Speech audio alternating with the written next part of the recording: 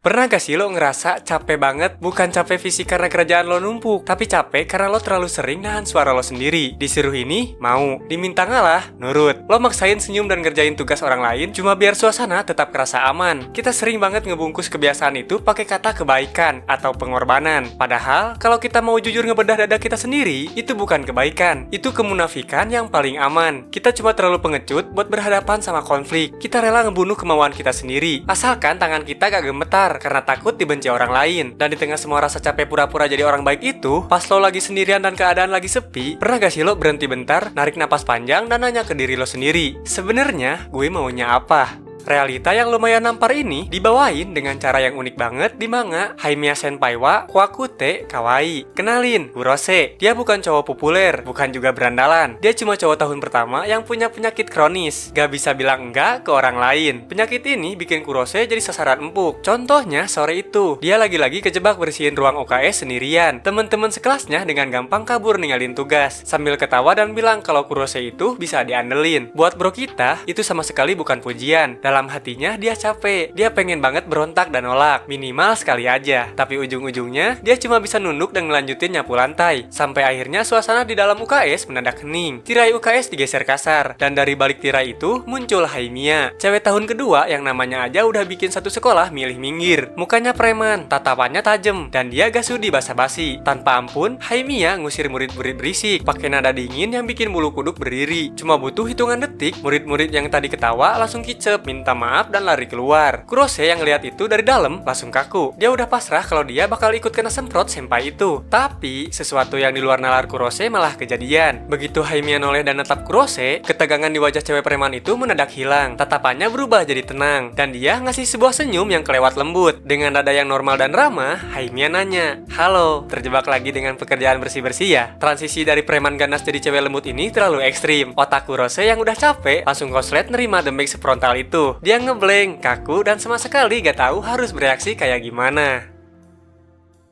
Besok paginya, kejadian di UKS itu masih terus muter di kepala Kurose. Waktu dia lagi jalan kaki menuju sekolah, pikirannya masih kebelah dua. Di satu sisi, dia takut. Tapi di sisi lain, senyum lembut Haimiya kemarin sore kerasa terlalu nyata. Langkah Kurose mendadak berhenti waktu dia ngeliat keributan kecil di jalanan. Ada Haimiya, cewek bermuka preman itu lagi ngamuk, ngomelin segerombolan orang yang nongkrong sembarangan dan ngalangin jalan orang lewat. Reputasi preman itu ternyata bukan omong kosong. Tapi anehnya, begitu Haimiya noleh dan natap Kurose, ekspresi sangarnya mendadak hilang. Wajahnya berubah santai, dan dia langsung nyamperin Kurose buat ngajak jalan bareng ke sekolah. Kurose yang masih canggung nurut aja jalan di sebelahnya. Tapi di tengah jalan ada insiden kecil. Kurose nggak sengaja kesenggol orang yang lagi buru-buru, sampai dia jatuh dan lututnya lecet. Orang yang nabrak itu tadinya mau langsung nyelenong pergi, tapi sebelum sempat orang itu kabur, Haimiya udah meledak duluan. Dia nyegat orang itu dan maksa si penabrak buat minta maaf langsung ke bro kita. Suaranya yang dingin bikin si penabrak ketakutan dan langsung minta maaf. Habis itu Haimiya narik Kurose nepi. Di sana dia ngeluarin plester dari tasnya, nunduk dan nempelin plester itu ke lutut Kurose dengan pelan. Sikap yang beda jauh ini kasar banget ke orang lain, tapi super peduli dan lembut ke bro kita, bikin cowok penakut ini makin salah tingkah. Gara-gara insiden tabrakan dan acara nempelin plester tadi, mereka berdua akhirnya telat nyampe sekolah. Di depan gerbang udah ada guru yang nungguin pakai muka garang. Si guru langsung ngomel panjang lebar soal kedisiplinan. Kurose yang emang mentalnya gampang ciut cuma bisa nunduk dan siap nerima hukuman. Tapi Haimiya malah masang muka kesel. Dengan wajah yang tersenyum, dia ngebales omelan guru itu pakai nada sarkas yang nyebelin banget. Kurose yang ngeliat kelakuan seniornya ini cuma bisa narik napas panjang. Kejadian pagi itu ninggalin kesan yang dalam banget buat Kurose. Tapi dari sini hubungan mereka perlahan makin deket. Banyak kejadian yang bikin bro kita salah tingkah. Dan suatu hari, waktu dia lagi jalan kaki mau ke sekolah, ada satu hal yang terus ngeganjal di pikirannya. Kurose pengen banget minta kontak lainnya Haimiya, tapi insting pengecutnya kumat. Dia kebanyakan mikir, takut ditolak, takut dikira lancang, takut aneh-aneh. Di tengah perang batin itu, dia ketemu lagi sama Haimiya di jalan. Kurose udah narik napas, ngumpulin nyali buat ngomong. Tapi sebelum dia sempat buka mulut, Haimiya malah dengan santainya ngeluarin HP dan ngomong duluan. Mau tukeran line? Semua beban pikiran Kurose hancur seketika. Seniornya ini bener-bener gak suka basa-basi. Berbekal kontak itu, dinamika dua orang ini makin lama makin cair. Dan Haimiya yang dari luar kelihatan kayak bos Yakuza ini, pelan-pelan nunjukin kalau aslinya dia tuh gampang banget ditebak. Bukti Buktinya, waktu mereka akhirnya janjian buat jalan berdua di hari libur, pakai kontak yang baru ditukar itu, niat awalnya mau nonton film horor. Di dalam bioskop yang gelap, Haimiya mendadak diem aja. Kurose kira seniornya ini lagi serius merhatiin jalan cerita. Tapi pas bro kita noleh, badan Haimiya ternyata gemeteran hebat. Cewek yang berani nyarkasin guru dan ngamuk di jalanan ini, aslinya takut banget sama film horor. Saking takutnya, dia nggak sadar kalau tangan dia lagi megang tangan bro kita erat-erat sepanjang film. Ujung-ujungnya mereka milih nyerah dan cabut keluar bioskop buat cari udara segar. Di sini, Kurose ngelihat Haimiya yang masih pucet dan salah tingkah. Di momen itu, semua reputasi nyeremin soal preman sekolah di kepala Kurose runtuh total. Dia baru sadar, senior yang ditakutin satu sekolah ini aslinya cuma cewek biasa yang nutupin rasa malunya pakai wajah galak. Dan untuk pertama kalinya, Kurose tersenyum dan ngerasa kalau cewek di depannya ini sama sekali gak menakutkan. Semenjak kencan mereka itu, suasana di antara Kurose dan Haimiya berubah drastis. Gak ada lagi Kurose yang gemeteran ketakutan tiap kali ketemu seniornya ini di sekolah. Hubungan mereka jadi makin cair, murni, dan sering banget pecah gara-gara hal konyol. Tapi dari semua momen di sekolah, ada satu kejadian salah paham yang paling bikin perut mules. Waktu itu, Kurose ngelihat ada segerombolan cowok yang posisi berdirinya ngebahayain. Mereka bisa ngintip ke arah rok Haimiya. Insting Kurose langsung jalan. Tanpa banyak mikir, dia geser badannya buat nutupin pandangan cowok-cowok itu. Haimiya yang awalnya bingung kenapa Kurose tiba-tiba ngalangin, akhirnya paham maksud cowok ini. Dia malah ketawa ringan. Dengan pedenya, Haimiya sedikit ngangkat roknya, ngasih tahu Kurose kalau dia tuh selalu pakai celana pendek di dalamnya. Jadi Kurose nggak perlu repot-repot so jadi tameng. Tapi sedetik kemudian wajah Haimiya mendadak merah. Dia baru sadar kalau hari itu dia lupa pakai celana pendek. Otak mereka berdua langsung error seketika. Saking panik dan canggungnya nerima realita barusan, Haimiya mendadak ngedongkak ke atas, ngomentarin betapa cerahnya awan hari itu pakai nada yang dibikin-bikin. Sementara Kurose nunduk dalam-dalam, pura-pura asik ngajak ngobrol ikan di kolam, biar gak harus natap muka seniornya. Momen-momen receh, canggung dan konyol ini ngasih tahu kita satu hal. Kurose yang hidupnya selama ini cuma dipenuhi rasa capek buat nyenengin orang lain, perlahan mulai punya warna. Di samping Haimiya, dia ngerasa nyaman. Dia ngerasa bisa napas lega, ketawa lepas dan jadi dirinya sendiri tanpa harus pura-pura jadi orang baik. Tapi sayangnya, penyakit orang yang terlalu peduli sama omongan sekitar gak bisa sembuh cuma dalam semalam.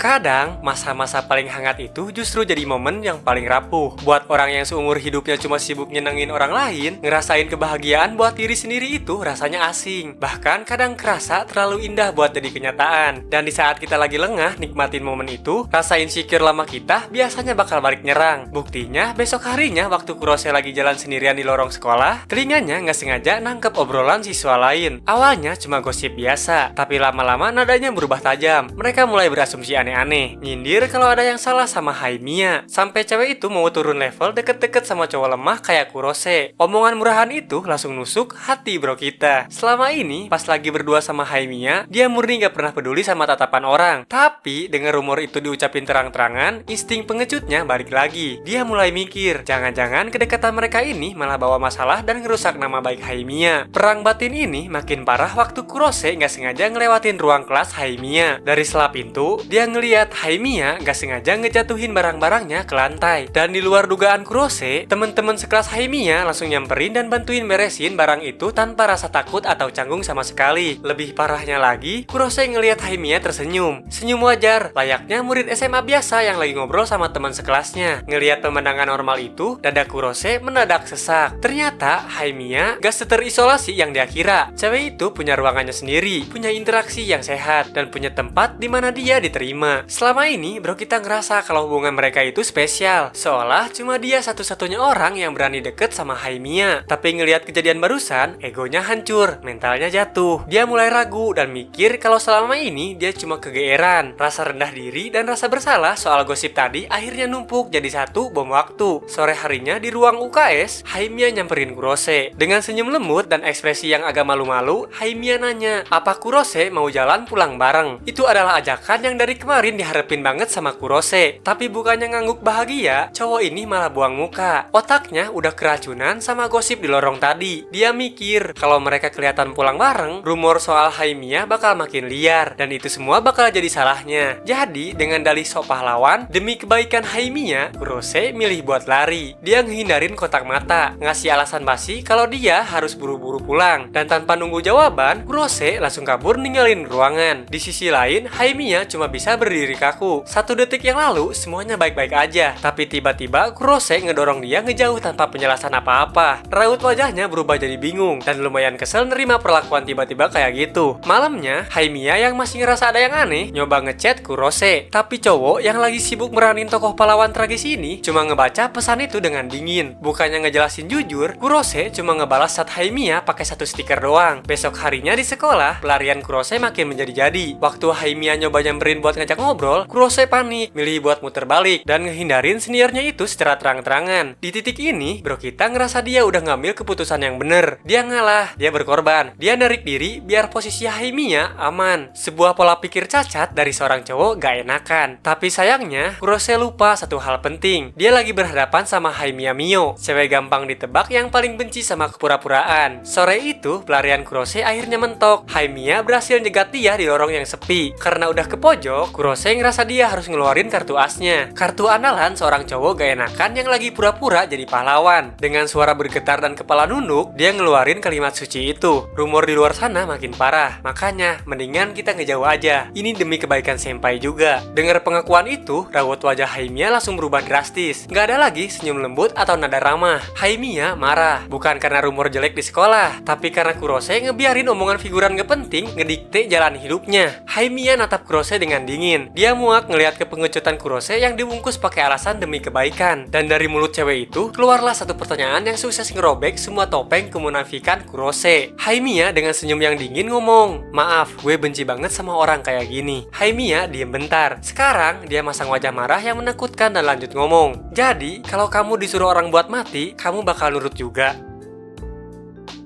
Pertanyaan itu nampar Kurose sekeras-kerasnya. Dingin, nusuk, tapi 100% bener. Tanpa nunggu jawaban dari Kurose, Haimiya berbalik dan pergi gitu aja. Ninggalin bro kita yang cuma bisa mematung dalam diam. Ngerasa kalau semuanya udah hancur berantakan. Sore itu, Kurose pulang ke rumah dengan keadaan mental yang hancur dan energi yang benar-benar habis terkuras. Di saat dia lagi tenggelam dalam penyesalan, adiknya langsung sadar kalau ada yang gak beres sama abangnya. Bukannya ngasih simpati yang lembut, sang adik malah ngasih tamparan realita kedua. Adiknya ngingetin Kurose soal satu kejadian di masa lalu. Waktu itu, Kurose pernah ngorbanin sesuatu yang penting demi adiknya. Tapi dia ngelakuin itu diam-diam tanpa ngomong dulu. Kurose mungkin selama ini mikir kalau tindakan itu adalah bentuk kasih sayang seorang pahlawan. Tapi malam itu, adiknya ngebongkar perasaan aslinya. Si adik jujur, waktu itu dia emang bersyukur. Tapi di sisi lain, dia juga marah. Bukan marah karena dibantu, tapi marah karena Kurose dengan gampangnya ngambil keputusan sendiri dan ngerampas hak adiknya buat milih. Fakta dari masa lalu ini jadi pukulan telak yang nembus pertahanan Kurose. Tamparan dari adiknya ini ngebuka mata Kurose lebar-lebar. Dia akhirnya sadar, kebiasaannya ngalah dan mutusin sesuatu dengan sepihak, dengan kedok biar semua aman, itu sama sekali bukan pengorbanan. Itu murni keegoisan, karena dia merampas pilihan orang lain. Besoknya, dengan ego cowok baik yang udah hancur lebur, Kurose mutusin buat berhenti lari. Dia siap buat jujur. Awalnya dia nyari ke UKS dengan perasaan gugup, tapi Haimiya nggak ada di sana. Untungnya dia ngelihat Haimiya lagi duduk tenang di dekat jendela ruang kelasnya. Ada jarak emosional yang kerasa jelas di antara mereka sekarang. Tapi Kurose maksain diri buat melangkah maju. Dia narik napas dan langsung minta maaf secara jujur. Tapi Haimiya natap dia tanpa emosi dan ngerespon kalau dia sama sekali gak butuh permintaan maaf itu. Jawaban dingin itu lebih nyakitin daripada ditolak mentah-mentah. Kurose sempat mikir kalau ini beneran akhir dari segalanya. Tapi kali ini dia nolak buat mundur. Kurose ngepalin tangan dan maksa dirinya buat tetap di sana. Buat pertama kalinya, cowok yang biasanya cuma nunduk ini naikin nada suaranya. Dia jujur, ngomong langsung ke intinya. Dia bilang kalau dia pengen banget jalan pulang bareng Haimiya. Bukan soal mikirin rumor, bukan soal mikirin apa yang terbaik. Itu murni karena dia pengen ngelakuin itu. Dari situ, semua perasaannya tumpah. Dia ngakuin rasa sesak di dada pas ngeliat Haimiya bareng teman sekelasnya. Dia ngakuin rasa bersalahnya dengerin gosip orang-orang. Dan yang paling penting, dia ngaku kalau dia salah karena udah mutusin semuanya sendirian tanpa nanya perasaan Haimiya. Saking beratnya tekanan emosi yang dia tahan, tanpa sadar Kurose ngeluarin air mata ngebongkar semua isi kepalanya. Ngerasa malu karena udah nangis, Kurose niatnya mau pergi karena mikir udah ngacauin lagi. Tapi Haimiya nyegah dia.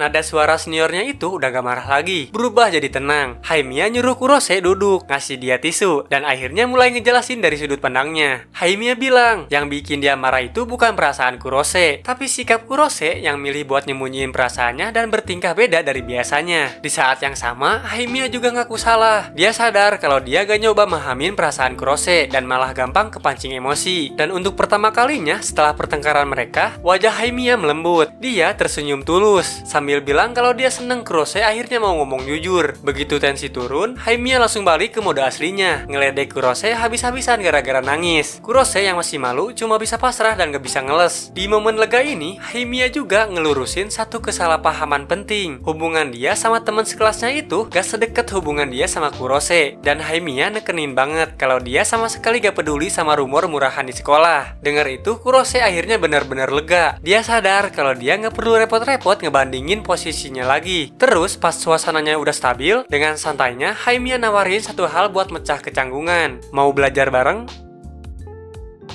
Sesi belajar mereka pun dimulai dengan nyatuin meja di ruang kelas yang mulai sepi. Tapi kalau kita perhatiin lagi, momen dimana cahaya sore ini sebenarnya bukan cuma soal ngerjain soal kimia. Ini adalah momen dimana dua topeng pertahanan diri yang tebal perlahan-lahan dilepas. Haimiya, cewek yang sengaja masang wajah preman buat ngusir orang, dan Kurose, cowok yang selalu masang senyum palsu cuma buat nyari aman. Di ruangan ini, dua topeng itu perlahan luntur. Buktinya, waktu Kurose dengan jujur ngaku kalau dia lemah banget di pelajaran kimia, Haimiya gak ngerendahin dia. Dia malah narik buku Kurose, nyatet tabel kimia super detail dengan cepet, dan berubah jadi guru galak yang nyuruh Kurose ngapalin semuanya saat itu juga. Di sela-sela belajar yang setengah serius dan penuh candaan itu, mata Kurose nggak sengaja nangkep tulisan di buku catatan seniornya, Mio Haimiya. Kurose ngebahas arti kanjinya yang melambangkan keindahan, dan secara natural bilang kalau nama itu emang cocok banget buat dia. Pujian jujur tanpa basa-basi ini sukses jadi pukulan telak. Wajah preman sekolah itu mendadak merah. Topeng galaknya hancur, dia beneran salah tingkah. Gak mau kalah dan pengen balas dendam, Haimiya gantian nanya nama depan Kurose. Sebuah hal sepele yang ironisnya emang gak pernah mereka bahas. Bukannya nanya baik-baik, Haimiya malah asal nebak pakai nama konyol dengan tingkat kepedean yang kelewat tinggi. Ujung-ujungnya Kurose nyerah. Dia akhirnya ngasih tahu kalau nama depannya itu Ao. Mendengar itu, Haimiya ngulang nama depannya dengan lembut, Ao-kun. Satu panggilan sederhana yang sukses ngerubah total suasana di antara mereka. Habis itu mode usil Haimiya kumat. Dia mulai ngeledek, manggil nama Ao-kun berkali-kali sambil nyentuh pipi Kurose. Waktu Kurose nyoba fokus baca buku lagi, tiba-tiba Haimiya nyentil dahinya tanpa aba-aba sambil ngasih ancaman setengah bercanda. Kalau gak hafal, bakal disentil lagi. Kurose panik, tapi anehnya dia ngerasa tenang. Dia gak perlu lagi jaga image atau pura-pura jadi orang yang serba bisa. Mereka ngehabisin sisa hari di sana, berdebat, belajar, ngeledek, dan sekedar ngobrol. Di bawah cahaya matahari sore yang hangat menembus jendela kelas, Haimiya ketawa lepas tanpa beban. Dan Kurose, cowok yang namanya berarti biru ini, akhirnya ngerasain langkah baru di hidupnya. Dia ngerasa bener-bener nyaman dan bisa napas lega. Gak ada lagi topeng cowok gak enakan yang harus nahan suaranya sendiri. Semuanya kerasa natural, gak ada yang dipaksain, gak ada adegan romantis yang lebay. Murni dua orang yang ngerasa tepat di samping satu sama lain, tanpa harus repot-repot jadi aktor.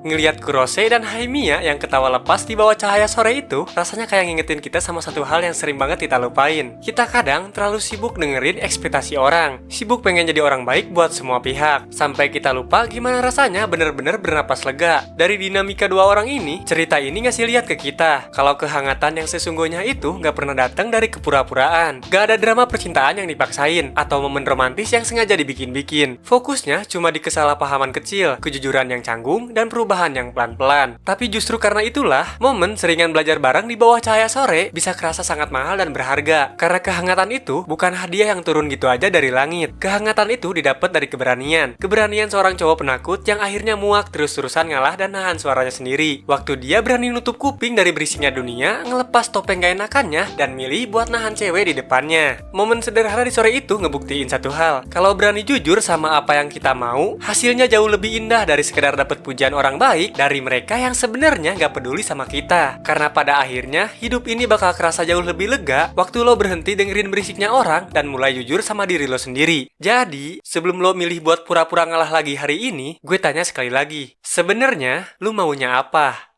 Matane. なんでそんなにそっけないのさそっぽ向いてさ君の方から誘ったくせに俺じゃないなら早く言ってよそんなに暇じゃないんだ